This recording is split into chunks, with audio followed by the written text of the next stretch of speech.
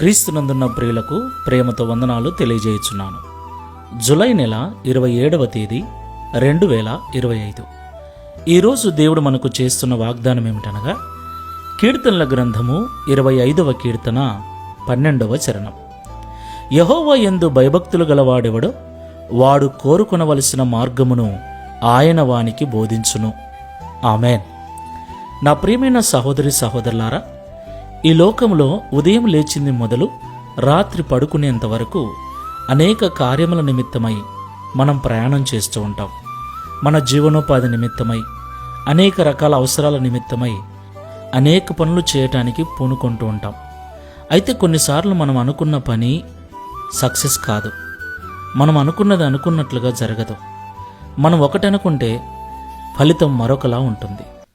అలాంటి సమయాలలో చాలా బాధగా, చాలా వేదనగా కూడా ఉంటుంది. ఉదయం సంతోషముగా ఈరోజు పని జరుగుతుందని బయటికి వెళ్ళిన వారిలో ఎంతోమంది సాయంత్రం ఆ పని జరగక దిగులుగా ఇంటికి చేరుతున్న వారు చాలామందే ఉన్నారు. అయితే ఎవరైతే దేవుని యందు భయభక్తులు కలిగి ఉంటాడో వానికి సరైన మార్గాన్ని దేవుడు చూపించి వాని పనిని సఫలం చేస్తానని ఈ ఉదయకాల సమయంలో దేవుడు మనతో మాట్లాడుతున్నాడు.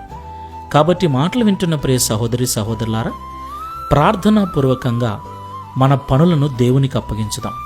దేవుని మీద భక్తి మాత్రమే కాదు, దేవుడంటే భయము కూడా కలిగి నీతిగా, న్యాయముగా నడుచుకుందాం.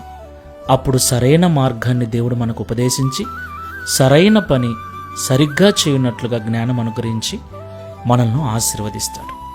ప్రార్థన చేసుకుందాం. పరిశుద్ధుడా, ప్రేమ కలిగిన యేసుక్రీస్తు ప్రభువా, మీకు స్తోత్రములు చెల్లిస్తూ ఉన్నాం. ఈ ఉదయకాల సమయంలో మీరు మాతో మాట్లాడిన ప్రతి మాటను బట్టి స్తోత్రాలు చెల్లిస్తున్నాం. నిజమే తండ్రి, ప్రతిరోజు ఎన్నో పనులు, ఎన్నో భారాలు, ఎన్నో మార్గాల గుండా మేము ప్రయాణం చేస్తూ ఉన్నాం.